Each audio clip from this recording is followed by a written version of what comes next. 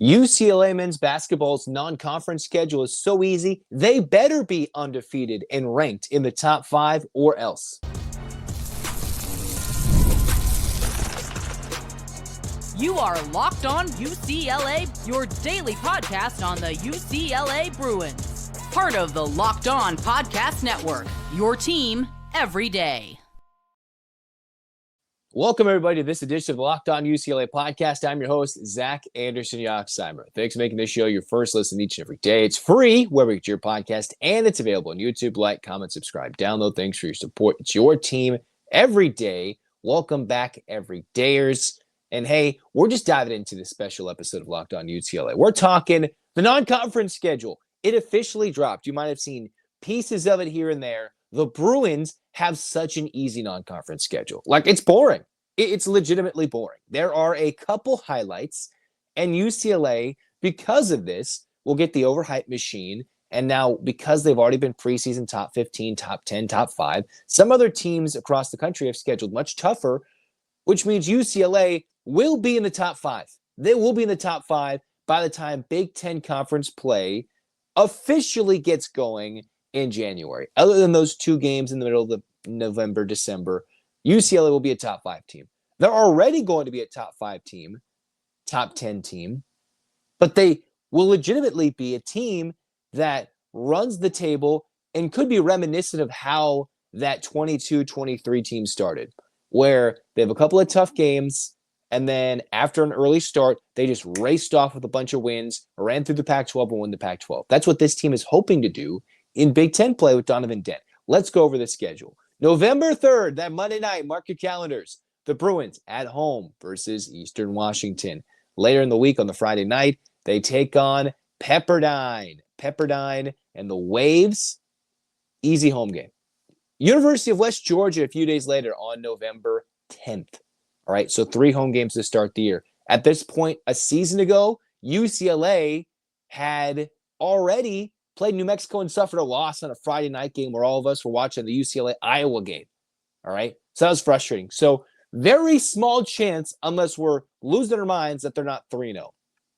First big challenge is against Arizona in the Intuit Dome on November 14th. So a neutral site home game, if you will, for UCLA, okay? Then you got Sac State and Presbyterian in that same little Thanksgiving pre-week tournament at home, mind you. And then you go to Cal in the Chase Center in San Francisco, all right? Not even a road game, a neutral site game before you have a close to 2-week break, all right? Because that Cal game is the Tuesday before Thanksgiving. We already knew about this. When the Bruins go play Gonzaga in Climate Pledge Arena, December 13th. So a neutral site road game, if you will. And the Arizona, Cal, and Gonzaga games, all the only 3 games in this 11-game stretch that I'm about to tell you where they're not at home. 2 of which are still in their own state. 1 of which is still a short drive to the Intuit Dome. And they go play Gonzaga in Seattle. Not even in Spokane, in Seattle. They host Arizona State at home, December 17th. And they host UC Riverside and Cal Poly right before Christmas, December 19th to December 23rd. All right. And then right around New Year's, right before New Year's Eve, is when Big Ten play will start. We don't know the official order of the schedule. We know which teams they'll be playing home and road, but this is more about the non-conference schedule. That schedule is incredibly easy. Not a single road game.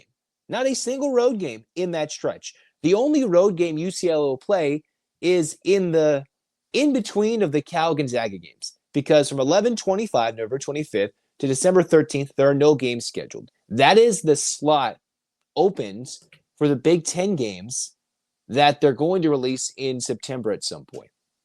What UCLA needs to do is just completely wipe the floor with this slate. You're playing Eastern Washington, Pepperdine. This is an old school Pepperdine. West Georgia, Sac State, Presbyterian, Riverside, and Cal Poly. You're kidding me. All right. Now, we've seen in years past, yes, UCLA has fallen victim to an upset once or twice. This is a different type of team. This isn't 2 years ago when they're losing to CSUN at home. No, this is the team that should beat all these teams by 40. And just like that Lonzo Ball era in 1 year, where they're beating these teams by 40 and doing it in exciting fashion. Up-tempo, offensive fireworks with dunks galore. All right? That's what Mick Cronin needs for his team to pack out Pauley Pavilion. Because the only legitimate home game anybody's going to want to go to, maybe, is Arizona State. Yes, everybody's going to want to go to the Arizona game. They're going to want to go maybe see the Cal game or go fly to Gonzaga. Mind you, they already beat Arizona and Gonzaga last year, and these are completely different rosters in some takes. But the Bruins, with what they have and without knowing what that early December Big Ten slate will be, I'm assuming it'll be Oregon and Washington, one at home, one on the road. That's how it was last year. Might not be the case. I don't know that information just yet, but that'll become soon. That'll be information released soon. UCLA better be 10-1, 11-0. If UCLA is 9-2, that'll be embarrassing. Flat out embarrassing. You can't lose to ASU at home. Any of these mid-majors at home. You lose to Cal at a neutral site. That just shouldn't happen. Arizona will be a big game. Gonzaga will be a big game. But you're playing Arizona right down the street from your home arena. Not quite, but pretty darn close. In a game where UCLA beat Gonzaga last year. There's no North Carolina game. There's no sneaky good Mountain West team on the schedule. It's even easier than last year.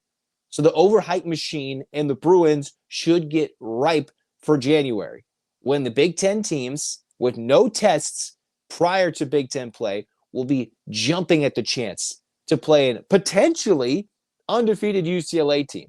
There is a world where UCLA starts the season 13-0 heading into 2026. That is a legitimate possibility looking at this schedule. And I don't think I'm crazy for saying this. Yes, Arizona will be tough.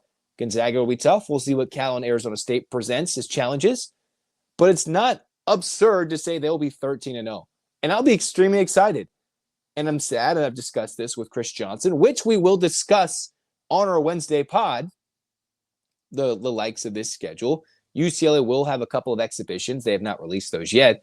But the Bruins, because of the Big Ten, they pulled out of the CBS Sports Classic. They're tired of going to the East Coast. They're saving that for the months of January to March. Mick Cronin wants lots of wins. He wants to have an opportunity to play on the West Coast. And, of course, some of this has to do with the athletic department needing a lot of home games. And if teams aren't traveling, if the Bruins aren't traveling, then, hey, keep it at home. Limit the travel miles. Don't be fully exhausted by January, because by the time January comes around, that's when the travel picks up. That's when it gets even crazier. So I'm not sure how battle-tested they'll be in January. We could see another Cronin meltdown in January. I don't think we'll see a meltdown from Cronin anytime before the new year. All right? Maybe if they do something completely wrong, but he tends to save his outbursts for continued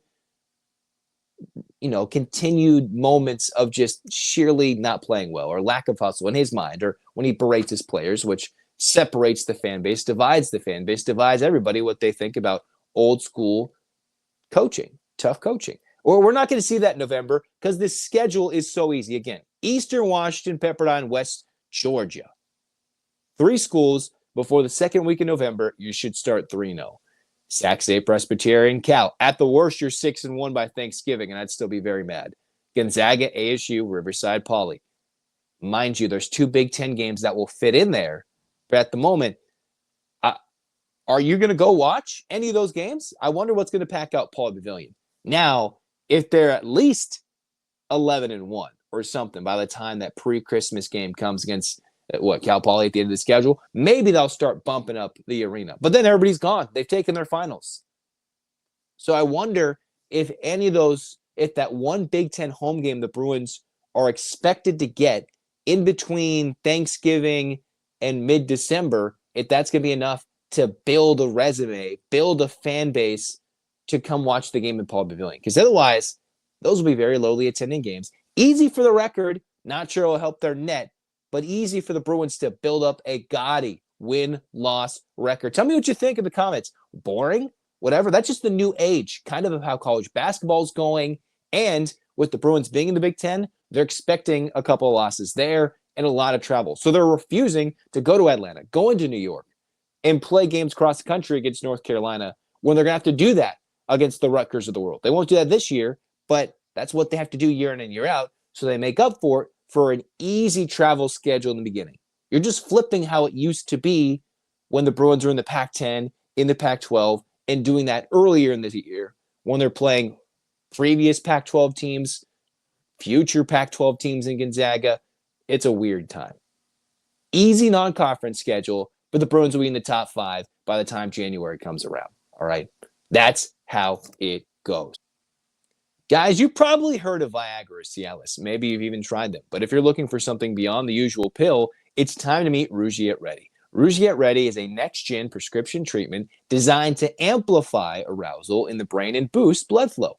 Unlike the usual pills that can take hours, Rugiet's 3-in-1 formula dissolves under your tongue and kicks in fast, on average, in 15 minutes. Effects can last up to 36 hours, so you can stay confident and in control when the moment is right. And if the traditional options haven't worked, Rugiet might be the answer. Over 150,000 men have already made the switch. Head to Rugiet.com/LockedOnCollege. Use the code LockedOnCollege to get 15% off today. That's Rugiet.com/LockedOnCollege. And use the promo code LockedOnCollege for 15% off.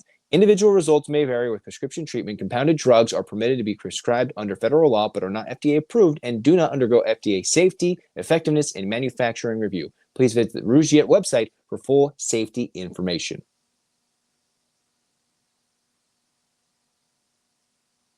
That's going to do it for us here at Locked On UCLA. We're going to have more football talk. I'm going to discuss this non-conference schedule with Chris Johnson in our next upcoming recording. That episode will be out Wednesday, I believe. But a lot of football talk, a lot of crossover talk, and just to get excited for week 1 of the college football season, stay tuned with more episodes, football heavy, coming up soon on the Locked On UCLA channel. Like, comment, subscribe, download. Thanks for your support. Hands up, Bruins fans. 8 clap time, baby. And 1, 2, 3, 4, 5, 6, 7, 8. UCLA. UCLA, fight, fight, fight. This has been Locked On UCLA. Zach signing off. Go Bruins.